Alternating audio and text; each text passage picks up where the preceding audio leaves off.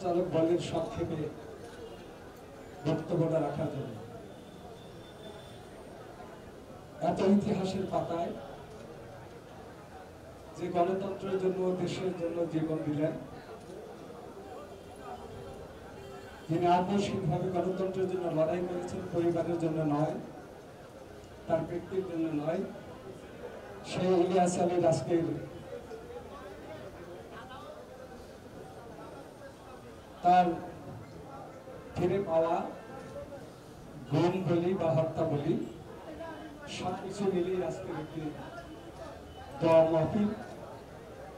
আজকের এই সভার সভাপতি, ছাত্র রাজনীতির কিংবদন্তি, ইলিয়াসের অত্যন্ত কাছের আপনজন, ঢাকা কলেজের সাবেক ভিপি, স্বেচ্ছাসেবক দলের সাবেক সাধারণ সম্পাদক, বাংলাদেশ জাতীয়তাবাদী দলের স্বেচ্ছাসেবক মিশন সম্পাদক এবং 5ই আগস্টের পূর্বে পরিকল্পিতভাবে যখন আমাদেরকে তড়িঘড়ি করে সাজা দেওয়া হচ্ছিল,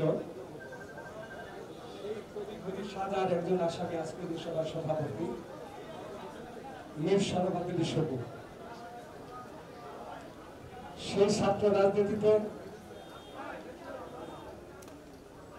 রিজভী এবং ইলিয়াস পরিষদের যে দুইজন দিকপাল ছিলেন, সভাপতি এবং সাধারণ সম্পাদক, যাদের নেতৃত্বে জাতীয় ঐক্যবদ্ধ হচ্ছিল, দেশনেত্রী বেগম খালেদা জিয়ার নেতৃত্বকে বিকশিত এবং ছাত্র রাজনীতিকে একটি শানিত গণতান্ত্রিক দরবারি হিসাবে প্রতিষ্ঠা লাভ করেছিলেন সেই সংগঠনের তৎকালীন সময়ের সভাপতি, আজকের জাতীয় রাজনীতিতে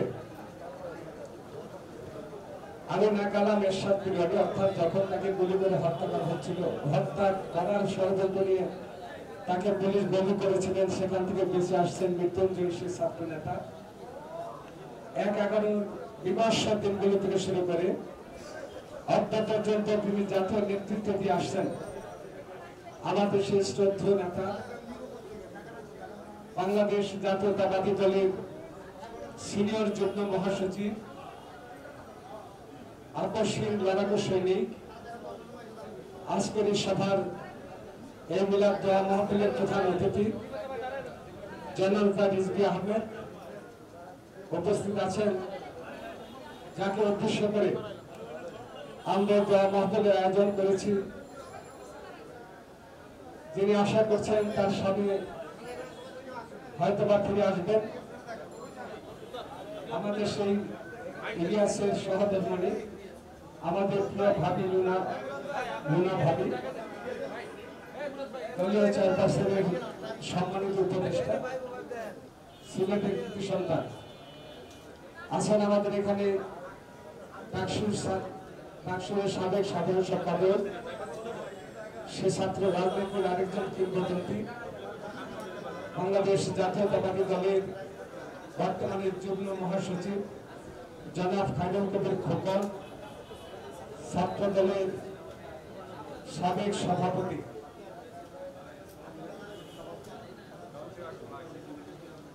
আব্দুল কাদের জুয়েল সহ এখানে অনেক জাতীয় নেতৃবৃন্দ চলে আসছেন। আমাদের সেই ছাত্র রাজনীতির ঢাকারই আরেকজন তুখুর ছাত্র নেতা, এই ঢাকা মহানগরীর সভাপতি, ছাত্র রাজনীতির সাবেক নেতা এবং সাবেক বারবার নির্বাচিত এমপি আমাদের খায়ের ভাই সহ অনেক ব্যক্তিবৃন্দ। ইলিয়াস আজকে আমাদের মাঝে নাই। আমি কথাটা শুরু থেকে বলেছিলাম, ইলিয়াস নিজের জন্য রাজপথে আন্দোলন সংগ্রাম করে নাই, জাতির জন্য, দেশের জন্য, গণতন্ত্র পুনরুদ্ধারের জন্য। সর্বশেষ যখন ইলিয়াসকে গুম করা হয়, তখন বাংলাদেশের একটি আন্দোলন, গণতন্ত্রের পাশাপাশি একটি অধিকার আন্দোলন, বাংলাদেশকে মরুভূমির হাত থেকে বাঁচার জন্য যেমন ফারাক্কা বাদ দিয়ে বাংলাদেশকে ধ্বংস করা হয়েছে, বাংলাদেশের পশ্চিমাঞ্চল থেকে মেঘনা পর্যন্ত আজকে মরুভূমিতে পরিণত হয়েছে, ঠিক তেমনি করে আরেকটি বাঁধ নির্মাণ করতে গিয়েছিল ভারত সরকারের টিপাই মুখ বাঁধ। এই টিপাই মুখ বাঁধের বিরুদ্ধে বাংলাদেশের জনগণকে ঐক্যবদ্ধ করেছিলেন নেত্রী নির্দেশে, নেত্রীর পরামর্শে আমাদের সেই ইলিয়াস আলী। সেই ইলিয়াস আলী টিপাই মুখ বাঁধের বিরুদ্ধে কথা বলতে গিয়ে দেশি বিদেশি ষড়যন্ত্রকারীর মধ্য দিয়ে আমি মনে করি গোটার এই ক্ষোভ তাকে গুম করা হয়েছে, তাকে হয়তো খুনও করা হয়েছে। আমরা আশান্বিত ছিলাম একটি ডায়লগে, অর্থাৎ আমি তখনই আশান্বিত হলাম যখন শুনলাম যে ইলিয়াসকে ধরে নিয়ে গেছেন রাতে একটি বিশেষ বাহিনী। যখন সে সোনারগাঁ হোটেল থেকে তাকে যাওয়ার পরে সে মহাখালী থেকে তাকে গুম করা হয়। এই গুমের পরে বিভিন্ন ভাবে বুঝতে পারলাম, জানতে পারলাম বা বিভিন্ন ভাবে একটা তথ্য আসলো যে ইলিয়াস আলীকে ভারতে নিয়ে চিতায় পুড়ে ফেলা হয়েছে। আবার কেউ কেউ বললেন যে বাংলাদেশে সিলেট অঞ্চলে থেকে পুড়ে ফেললেন। এরপরে আবার আশান্বিত হলাম যে ইলিয়াস আলীর ওয়াইফ আজকের যে রুনা আপা, সে প্রধানমন্ত্রীর কাছে গিয়েছিলেন। প্রধানমন্ত্রী কিন্তু তাকে আশ্বস্ত করেছিলেন, তিনি বলবেন, প্রধানমন্ত্রী তাকে আশ্বস্ত করেছিলেন ইলিয়াস আলী ফিরে আসবে। তাতেই তো প্রমাণ করে প্রথম আমরা যেটা ভেবেছিলাম ইলিয়াস নাই, কিন্তু তাকে যখন আশ্বস্ত করা হয়েছিল তারপরে ভেবেছিলাম আমাদের ইলিয়াস আছে। আজকে যদি আমাদের এই পতিত স্বৈরাচার দেশের ধ্বংস লীলা চালিয়েছে, দেশকে ধ্বংসের মুখোমুখি করা হয়েছে, প্রতিবেশী রাষ্ট্রের কাছে দেশকে বন্ধক রাখার ব্যবস্থা করা হয়েছিল, সেই শেখ হাসিনার তৎকালীন সময় ইলিয়াস সহকারে আমাদের বাংলাদেশ জাতীয়তাবাদী দলের 2000 নেতা কর্মীকে খুন করেছে, গুম করেছে, হত্যা করেছে। সেই হত্যার ধারাবাহিকতার মধ্য দিয়ে ইলিয়াস আলী খুনের মধ্য দিয়ে আমাদের এত নেতা কর্মীকে হত্যা করেছে। আমাদের কিন্তু বাংলাদেশ জাতীয়তাবাদী দলের নেতা কর্মীকে দাবিয়ে রাখতে পারে নাই। আমরা রাজপথে ছিলাম, রাজপথে সর্বশেষ পর্যন্ত তারেক রহমানের নেতৃত্বে যখন বাংলাদেশের 64 দল সহ জাতীয় নেতৃবৃন্দ ঐক্যবদ্ধ হয়েছিলেন, ঠিক সেই মুহূর্তে ছাত্র সমাজ ঐক্যবদ্ধ হয়ে একটা দাবি করেছিলেন। একটা দাবি করেছে, দাবিটা কি? দাবিটা কি গণতন্ত্র পুনরুদ্ধার? দাবিটা কি ছিল কি স্বৈরাচারী সরকারের পতন? না, ছিল একটা কোটা আন্দোলন। এই কোটা আন্দোলন, স্বৈরাচার কোটা আন্দোলনকে দিয়ে যখন সরকার ওই কোটাবাদীদের নিয়ে ডিবির অফিসে বসে আলোচনা একটা পরামর্শের মধ্যে ছিল, তখন তারেক রহমান বুঝতে পেরেছিলেন যে সরকার টোপ করে হয়তো বা ছাত্রদের নিয়ে যাচ্ছেন। তখন তারেক রহমান বলেছিলেন কোটা ছোটা কোনো কিছু নয়। যে আন্দোলন দিয়ে বেগম খালেদা জিয়া আজকে জেনে গিয়েছেন, কারাগারে পেয়েছেন, মৃত্যুর মুখোমুখি করে হয়েছেন, যে আন্দোলনের মধ্যে জাতীয় ঐক্যবদ্ধ হয়েছেন, সেখানে কোটা নয়, একটা মাত্র দাবি থাকবে, সেই রাতেরই শেখ হাসিনা পতন না হওয়া পর্যন্ত